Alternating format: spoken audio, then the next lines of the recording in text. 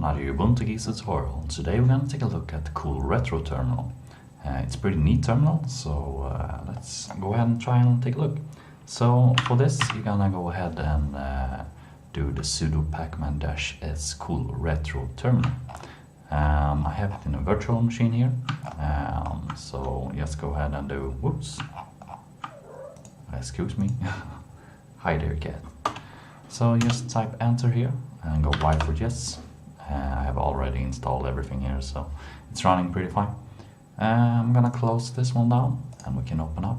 Here it is. You can change some features with it, I believe, but I'm gonna have it by default here. And you can do all sorts of things like a banner command or like the matrix one. And you can have it on all different distributions.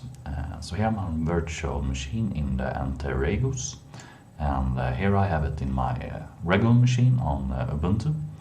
And we can go ahead and do like fidget. We can do a fortune. You have no real enemies. Okay then. And maybe a train. It looks really smooth, this terminal, I really like it. And of course, it's pretty cool to have the matrix one, I believe. So, this is a quick look at the retro terminal.